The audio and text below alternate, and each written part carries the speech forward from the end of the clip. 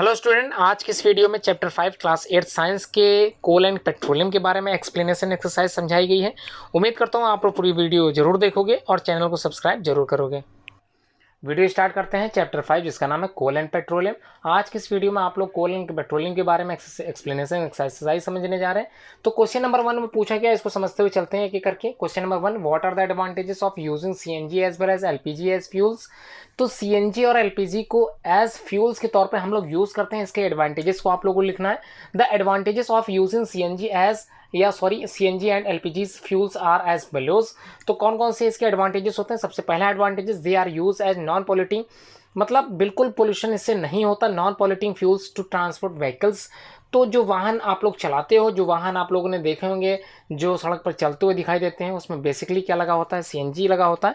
Green auto में आप लोगों ने देखा होगा, उसमें सीएनजी लिखा रहता है। तो इसको बोलते हैं कंप्रेस्ड नेचुरल गैस। और एलपीजी को हम लोग जानते हैं liquid petroleum gas. These are the gases, इसको हम लोग जानते हैं। एलपीजी हम लोग घरों में यूज़ होती है, सीएनजी हम लोगों ने व्हीकल्स में यूज़ करते हुए देखा है। उसके बाद CNG use for the power generation के तौर पे भी यूज़ की जाती है। These fuels have more energy per unit volume, मतलब इसको आसानी से जलाने के बाद हमको एनर्जी काफ़ी मिलती है। LPG can be use directly for burning in the homes and factories, तो घरों में भी इसका यूज़ बढ़ चुका है। These are easily available and have affordable cost, मतलब आसानी से कम दाम में ये हमको मिल जाते हैं। उसके बाद the last most important advantages of these gases, जिसको हम लोग जानते हैं एलपीजी एंड सीएनजी है virtually no ash particle left after burning. जलाने के बाद बिल्कुल भी इसमें राख नहीं निकलती। ऐश को हम लोग जानते हैं राख, तो राख नहीं निकलती, ये इसका अच्छा गुण है। तो these are the basic advantages of CNG as well as LPG. Question number 2 में देखा गया है, क्या देखते हैं। Name the petroleum product use for the surfacing of roads.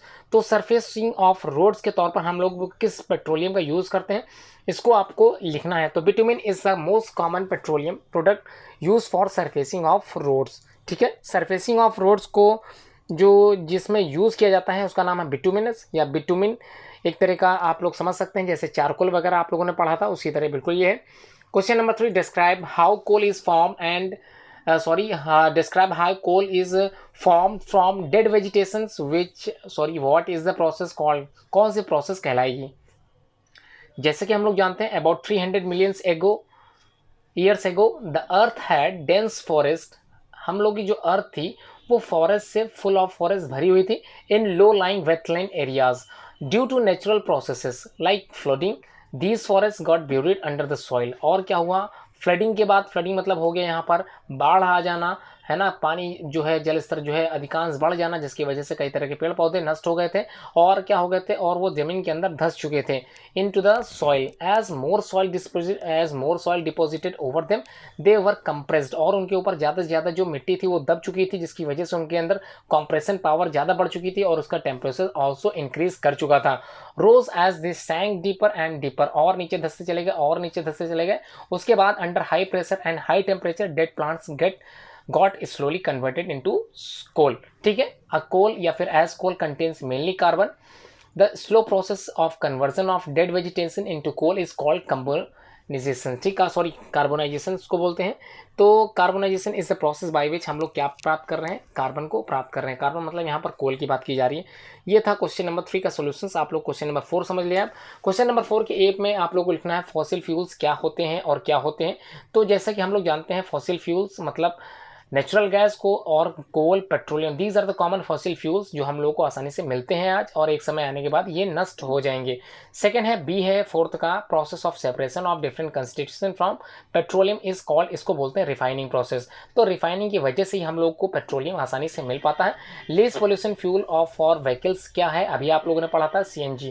Question number 5 में आप लोग को ट्रू फॉल्स लिखना है। ट्रू फॉल्स में आप लोग को मैं एक एक करके सारे क्वेश्चन को समझा देता हूँ। पहला ए है fossil fuel can be made into the laboratory.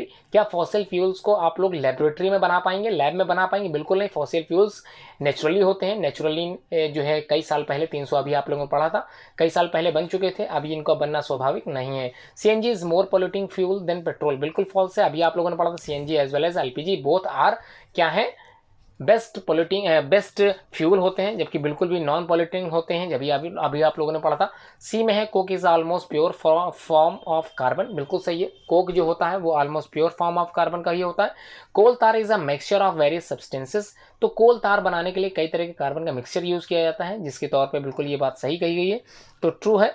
Last में kerosene is not a fossil fuel, जबकि आप लोगों ने पढ़ा था केरोसिन, डीजल ऑयल और coal, these are the common fossil fuels. तो ये सारे क्या है, फॉसिल फ्यूल्स के ही एग्जाम्पल है। Explain why fossil fuels are exhaustible natural resources, तो एग्जॉस्टेबल क्यों है, एक समय आने के बाद ये खत्म क्यों हो जाएंगे। Fossil fuel are form over a period of millions of years ago by the action of high temperature, by the action of high pressure on the remains of dead plants and animals, कुछ plants और animals बच गए थे, जमीन के अंदर धसे हुए मिले थे। These fossil fuels are exhaustible natural resources because if these are exhausted by the human's activity cannot be recreated in short period of time। अब इनको बना पाना स्वाभाविक नहीं है, इनको आसानी से प्राप्त नहीं किया जा सकता, जिस कारण इनको exhaustible natural resources के अंतर्गत रखा गया है। क्वेश्चन नंबर 7 में पूछा गया describe characteristics and uses of coke. तो coke is a tough porous and black substance, black colour का होता है। कोक को हम लोग बेसिकली कार्बन पार्टिकल्स के तौर पे मानते हैं। It is produce by the destructive distillation of coal, तो डिस्ट्रक्टिव डिस्टिलेशन ऑफ कोल के तौर पर इसको प्राप्त किया जा सकता है। इसकी जो प्रॉपर्टीज हैं, कैरेक्टरिस्टिक्स हैं, उसको समझ लेते हैं। It is an almost pure form of carbon, तो कार्बन का ही फॉर्म होता है। It is use as a domestic as well as industrial fuel into the stoves and the furnaces, तो स्टोव्स में इसका ज़्यादातर यूज़ किया जाता है। It is use in the manufacturing of steel, steel उद्योग में इसका यूज़ ज़्यादा किया जाता है। इट गिव्स लिटिल और नो स्मोक, धुआं बिल्कुल नहीं उड़ता इससे। It is use for the extraction of the metals, metals को बाहर निकालने के लिए इसका यूज़ किया जाता है। It can be use to make fuel gases, तो फ्यूल गैसेज बनाने के तौर पर भी कोक का यूज़ किया जाता है। अब बात करते हैं क्वेश्चन नंबर 8 की। 8 में आप लोगों को क्या पूछा गया देख लेते हैं। Explain the process of formation of the petroleum, petroleum की प्रोसेस बनने की बतानी है आपको। तो petroleum was form from organism living in the sea, तो कोस्टल एरियाज या फिर कहते हैं कि सी में, समुद्र के अंदर जो जीव रहते थे, एज दीज ऑर्गेनिज्म डाइड, जब वो मर गए, their bodies settle down in the bottom of the sea, और उन जो बॉटम था सी का, एक तलहटी होती है सी की अंदर की जो लेयर होती है, वहाँ पर वो ऑर्गेनिज्म क्या हो गए, डाउन में धीरे धीरे सेटल्ड होने लगे and got converted into sand and clay, और उसके ऊपर मिट्टी जमने लगी। The absence of air, high temperature and high temperature for over millions of years transform the dead organism into petroleum and natural gases. तो ध्यान रखना, natural gases is also a fossil fuel. The petroleum deposits are naturally found mixed with water, salt water. The petroleum is lighter than salt water and hence floats over it, और light होती है water से, जिस वजह से petrol कहाँ पर हमको मिलेगी, पानी के ऊपर की लेयर पर प्राप्त की जाती है। क्वेश्चन नंबर 9 में, सिंपल क्वेश्चन नंबर 9 है, इसको थोड़ा ग्राफिकली आप लोगों को बनाना पड़ेगा। The following table uses the total power shortage in India, ठीक है, 1991 से लेकर 1997 तक। So that data in the form of a graph, plot shortage percentage from for the years on the Y axis and the year of the X axis. तो आप लोगों ने देख लिया, सीरियल नंबर 1 से लेकर 7 तक दिया है, मतलब ये क्या है, 1 से 7 साल की गणना है, जिसमें शॉर्टेज परसेंटेज दे रखा है। आप लोगों को एक ग्राफ के माध्यम से इसको समझाना है, तो ग्राफ को देख लेते हैं कैसे आप लोगों को समझाना है। यहाँ पर सिंपल समझाया गया total power shortage in India, जो पावर कंजप्शन आप लोग के घर तक जो बिजली पहुँचती है, उसी तरह ये जो बिजली तैयार की जा रही है, देख लेते हैं इसको।